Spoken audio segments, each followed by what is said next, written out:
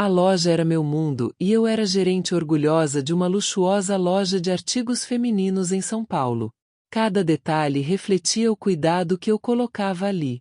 Do brilho das vitrines ao perfume discreto que envolvia o ambiente, tudo respirava sofisticação. E eu, Maria Alice, sentia orgulho de ser a guardiã daquele espaço. Aos 33 anos, solteira e dedicada, era como se cada par de sapatos, bolsa ou acessório, fosse parte de mim. Os dias, no entanto, haviam se tornado mais pesados. Minhas duas funcionárias haviam partido quase ao mesmo tempo. Uma, levada pelo casamento. A outra, pela maternidade. E de repente, a loja parecia grande demais para eu cuidar sozinha. O silêncio do espaço vazio aumentava minha solidão. Foi nesse cenário que a dona da loja surgiu com sua ideia inesperada. Um substituto temporário. Não qualquer um, mas o filho de sua empregada. Um rapaz vindo do interior. Sem experiência. Sem refinamento. Um homem em meio a um universo tão feminino. Eu protestei, questionei, tentei argumentar. Mas no fundo, havia algo naquele imprevisto que me inquietava. Eu não sabia o que esperar. Talvez um desastre. Talvez apenas mais trabalho.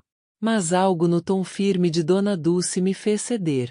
É um bom rapaz, Maria. Ele precisa de trabalho, de um primeiro emprego. Experimenta, se não prestar a gente troca. Naquela noite, deitada em minha cama, fiquei pensando. Quem seria esse rapaz? Será que teria jeito? Será que suportaria a rotina, os clientes exigentes, o sobe e desce interminável das escadas? Não imaginava que aquela simples decisão abriria uma porta inesperada. Uma porta capaz de transformar minha rotina e despertar algo que eu já não acreditava mais sentir. Na tarde seguinte, ele chegou. Clóvis. 20 anos, moreno, alto, ombros largos de quem havia crescido no trabalho duro. Trazia um jeito tímido, um sorriso discreto, e um olhar curioso que percorria cada canto da loja como se tivesse adentrado outro mundo. Eu o observei em silêncio. Não era apenas a diferença de idade que me intrigava, mas o contraste. Ele vinha do campo, do simples, enquanto eu vivia entre vitrines polidas e clientes exigentes. Era como se duas realidades distintas tivessem se encontrado de repente. Clóvis não sabia a delicadeza de um atendimento refinado, tampouco tinha os gestos treinados para lidar com a sofisticação daquele ambiente. Seu vocabulário era rústico, direto, quase ingênuo. Mas havia nele uma presença que não passava despercebida. O jeito firme com que segurava as caixas, o corpo seguro em cada movimento, a naturalidade de quem não precisava fingir nada. Enquanto apresentava a loja, notei como seus olhos brilhavam ao acompanhar cada explicação. Ele escutava com atenção, absorvia cada detalhe como se fosse um aluno aplicado. E isso, de certo modo, me desarmava. Era para ser apenas um teste. Uma experiência passageira. Mas algo em mim começou a se agitar.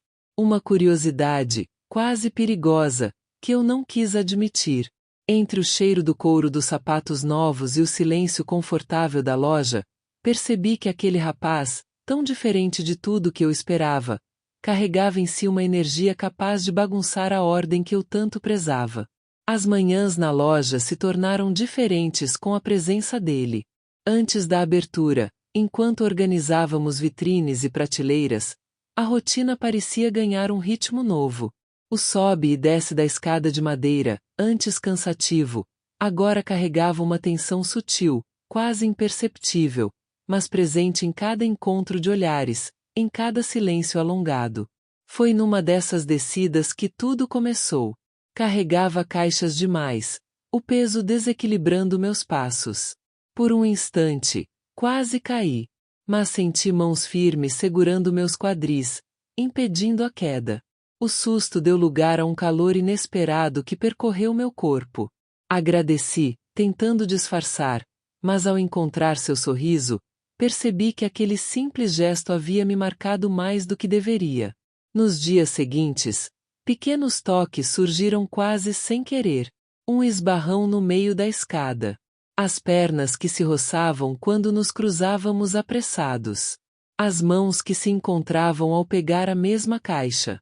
Rápidos, discretos, mas intensos o suficiente para me deixar sem fôlego.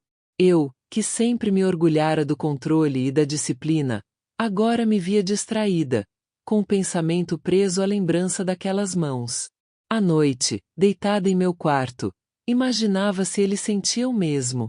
Se aquele jogo silencioso era apenas fruto da minha carência, ou se havia algo mais, algo pulsando entre nós, crescendo a cada dia.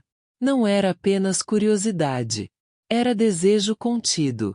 Uma chama que se alimentava no proibido. E eu sabia que, cedo ou tarde, o acaso nos colocaria à prova. O acaso não demorou a nos surpreender. Em uma manhã, enquanto nos cruzávamos apressados na escada, as caixas escorregaram de minhas mãos. Perdi o equilíbrio, ele também, e de repente estávamos no chão, rindo da situação. O riso, porém, logo deu lugar a algo mais intenso.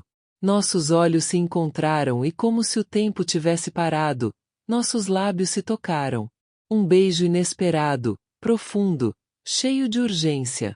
Levantei-me rápido, tentando recuperar o ar e a compostura. Fingimos que nada havia acontecido, mas durante todo o dia senti seu olhar queimando sobre mim, como se aquele beijo tivesse aberto uma porta da qual não haveria retorno. E então um outro dia chegou. Ele já estava lá, como sempre, adiantado. Abrimos a loja e logo em seguida, Clovis subiu para o andar de cima. Em poucos instantes, ouvi sua voz me chamando. Meu coração acelerou. Subi com passos hesitantes, tomada por uma mistura de medo e expectativa. Maria, disse ele, não dá mais para fingir. Eu preciso de você, hoje. Agora, disse-me com uma voz trêmula enquanto segurava minhas mãos e me puxava suavemente para junto dele. Quando me aproximei, ele segurou minhas mãos com firmeza e, olhando nos meus olhos, disse com uma intensidade que me desarmou: eu preciso de você agora, Maria. Engasguei entre palavras que soaram fracas até para mim mesma.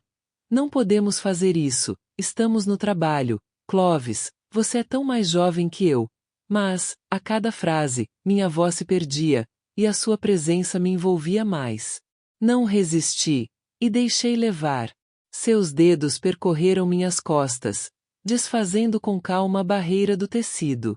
Senti sua respiração próxima, e quando suas mãos deslizaram por mim levantando levemente a minha saia, já não havia mais espaço para resistência.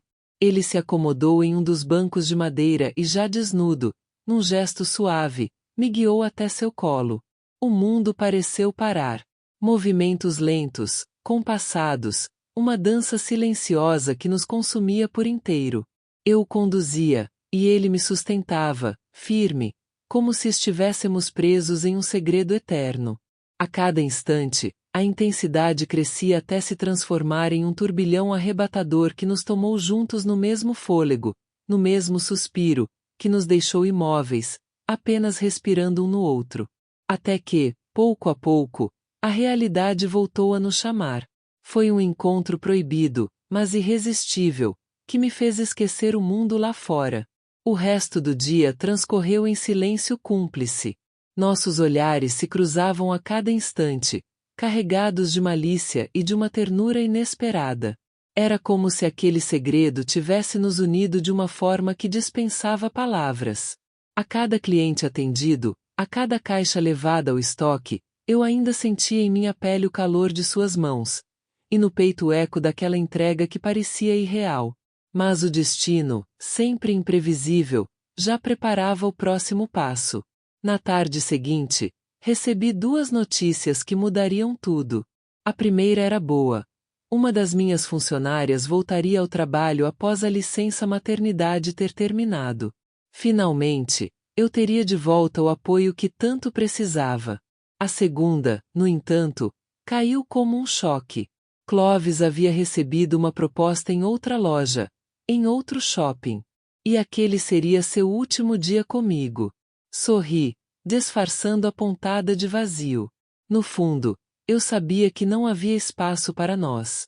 Ele era jovem demais, e a vida certamente o levaria por outros caminhos. Ainda assim, não pude evitar a sensação agridoce da perda. Quando se despediu, seus olhos carregavam uma promessa silenciosa. Não de reencontro, mas de lembrança.